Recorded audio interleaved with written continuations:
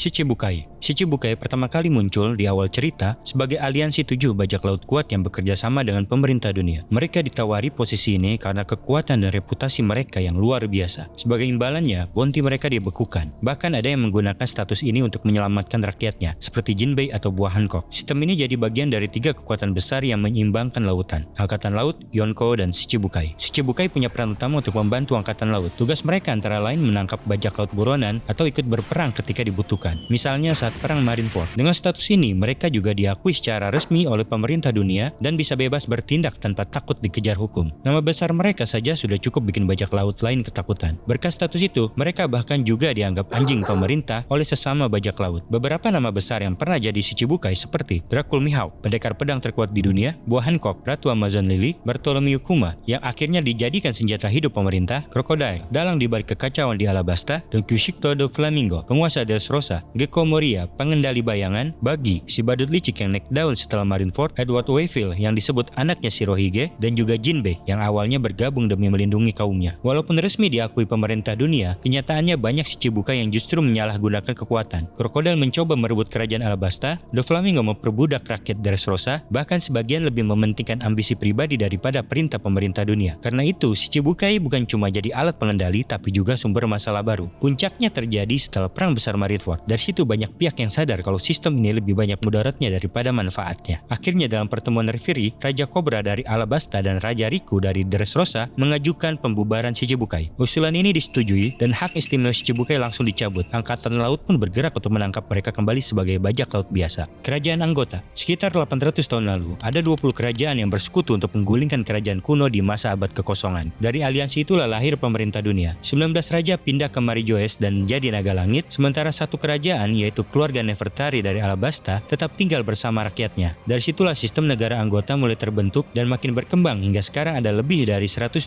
negara yang tergabung. Setiap negara anggota dipimpin oleh rajanya masing-masing. Mereka boleh mengatur rakyat dan adatnya sendiri, tapi tetap wajib tunduk pada aturan pemerintah dunia. Sebagai gantinya, mereka mendapat perlindungan dari ancaman besar, terutama bajak laut. Nah, setiap 4 tahun sekali, 50 negara terbesar mengirim wakilnya ke konferensi dunia bernama Reverie. Disinilah para raja membahas masalah global, mulai dari perang, bajak laut, sampai masa depan dunia. Bahkan salah satu keputusan besar yang pernah lahir dari Reverie adalah pembentukan sistem Shichibukai yang akhirnya dibubarkan itu. Meski kelihatannya adil, kenyataannya banyak penyalahgunaan. Negara anggota diwajibkan bayar pajak besar bernama penghormatan surgawi. Kalau nggak bisa bayar, mereka bisa ditinggalkan tanpa perlindungan, bahkan dihancurkan. Selain itu, Reverie yang harusnya jadi ajang musyawarah sering berubah jadi tempat politik kotor. Ada negara yang diakui, ada juga yang ditolak, hanya karena dianggap mengganggu kepentingan pemerintah dunia. Kekuatan militer pemerintah dunia. Pertama, di level bawah ada Cyberpol atau CP, dari CP1 sampai CPI. Mereka dikenal sebagai agen rahasia pemerintah dunia. Di atasnya ada 2 unit khusus, CP9, unit pemburu rahasia yang bekerja diam-diam, dan CP0, unit terkuat yang langsung tunduk pada naga langit. Bahkan ada figur seperti Corgi yang posisinya di bawah CP9. Peran mereka jelas, mengawasi, memata-matai, dan melenyapkan siapapun yang menentang pemerintah dunia. Contohnya CP9 yang mengejar Nico Robin demi senjata kuno Pluton, atau CP0 yang muncul di Dressrosa dan Wano untuk misi penting. Namun di balik itu semua, Cyberpol sering menyalahgunakan kekuasaan. Mereka membunuh orang tanpa pengadilan, menyembunyikan fakta dari publik, bahkan jadi alat kotor naga langit untuk mempertahankan kekuasaan. 世界政府にそれだけのことをした罪は重いが、そこでゆっくり答えてくれればいい。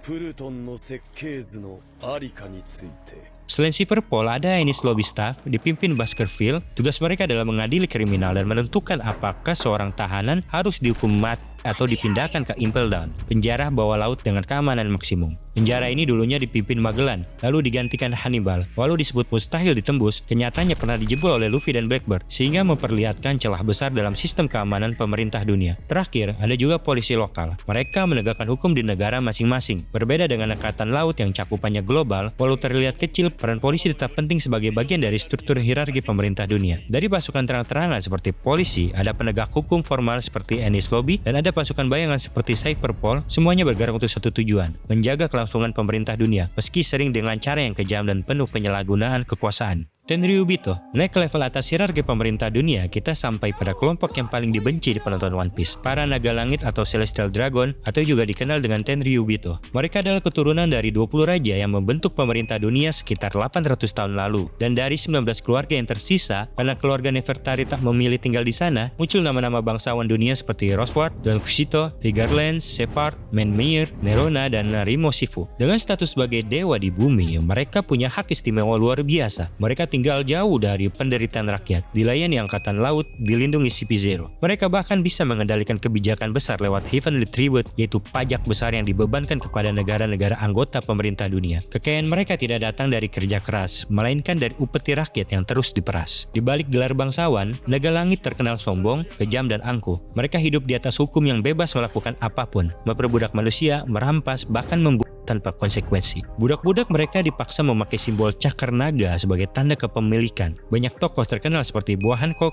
Kuma, dan Fisher Tiger pernah merasakan derita jadi budak mereka. Lebih sadis lagi, Heavenly Tribute sering membuat rakyat kecil menderita kelaparan hanya demi membiayai gaya hidup mewah para naga langit. Dan kalau ada negara yang gagal membayar, konsekuensinya bisa sangat mengerikan. Seluruh negara bisa dihancurkan.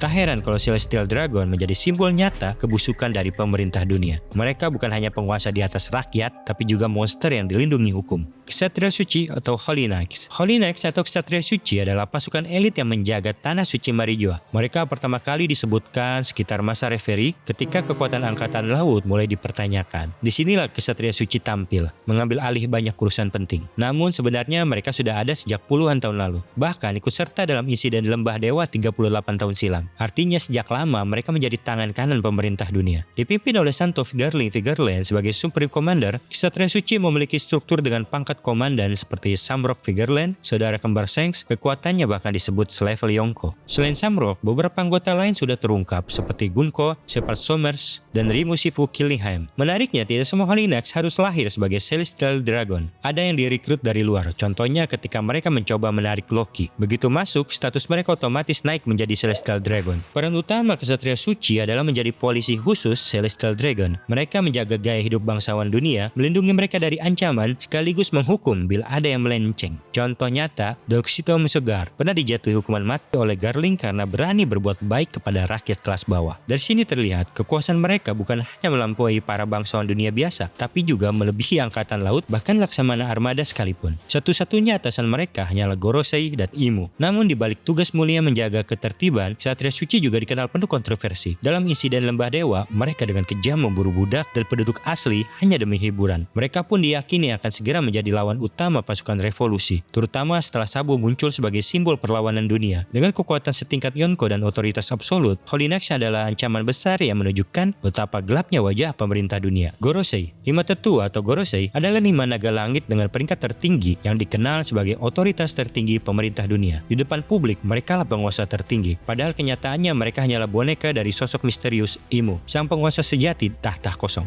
Masing-masing tetua punya bidang kekuasaan. Marcus Mas mengurus lingkungan, Topman Workuri di bidang keadilan, Ethan Baron Nusjuro di keuangan, Jupiter di pertanian, dan terakhir Vigarland Garling yang menggantikan Saturn di bidang ilmu pengetahuan dan pertahanan. Mereka telah memimpin selama ratusan tahun. Bahkan Jai Garcia Saturn pernah terlihat hidup sejak 200 tahun lalu. Sebagai otoritas tertinggi, Gorosei memiliki kekuasaan hampir tanpa batas. Mereka bisa memerintahkan Buster Call, mengendalikan Cyberpol, Pacifista, bahkan para admiral angkatan laut. Mereka juga berwenang mengatur informasi dunia, terutama melarang penelitian tentang abad kekosongan. Tidak sembarang orang bisa bertemu mereka. Bahkan seorang perwira angkatan laut berpangkat rendah bisa dihukum mati hanya karena melihat wajah mereka tanpa izin. Namun di balik wibawanya, Gorosei juga identik dengan tindakan kejam dan kontroversial. Salah satu yang paling terkenal adalah keputusan mereka memusnahkan seluruh pulau Ohara demi menutup kebenaran sejarah. Mereka juga terbukti memanipulasi informasi, mengubah fakta sejarah, hingga menyembunyikan identitas buah iblis legendaris Nika. Singkatnya, mereka lebih memilih menutup mulut dunia dengan darah daripada membiarkan kebenaran terungkap. Meski tampil seperti penguasa tertinggi, sesungguhnya mereka hanyalah pion bagi Imu. Dan karena perannya yang begitu dominan dalam menjaga rahasia pemerintah dunia, Gorosei dianggap sebagai salah satu antagonis utama dalam saga terakhir One Piece. Imu sama. Di puncak hierarki pemerintah dunia ada sosok misterius bernama Imu. Ia menduduki tahta kosong, sebuah kursi yang seharusnya tidak boleh dihuni karena 20 kerajaan pendiri pemerintah dunia sudah bersumpah tidak akan ada raja tunggal. Artinya, keberadaan Imu adalah sebuah pelanggaran besar yang dijaga rapat-rapat oleh Gorosei. Sebagai penguasa sejati, Imu memiliki otoritas mutlak, bahkan 5 tetua yang dianggap sebagai otoritas tertinggi pun tunduk dan melayaninya. Segala keputusan dari menghapus sejarah, mengendalikan informasi hingga pemusnahan sebuah pulau bisa ia lakukan hanya dengan satu perintah. Imu juga memegang kekuasaan dahsyat, yakni senjata kuno bertenaga Mother Flame yang mampu melenyapkan pulau dalam sekejap. Namun kekuasaan itu berjalan seiring dengan kekejaman. Contoh paling nyata adalah pemusnahan kerajaan Lulusia hanya karena Imu ingin menguji senjata barunya. Tidak berhenti di situ, ia juga tidak segan menghabisi bawahannya sendiri. Saat satu gagal menghentikan Luffy di Egghead, Imu langsung mencabut keabadiannya dan menggantinya dengan Garling tanpa perlu persetujuan Gorosei lain. Imu juga menunjukkan kebencian besar terhadap orang-orang yang membawa nama di dalam garis keturunan mereka. Hal ini terlihat jelas ketika ia mencoba membunuh Raja Cobra setelah tahu leluhurnya memiliki huruf D dalam namanya, serta ketika ia menargetkan Monkey D. Luffy dan Marshal the Teach sebagai ancaman besar bagi pemerintah dunia.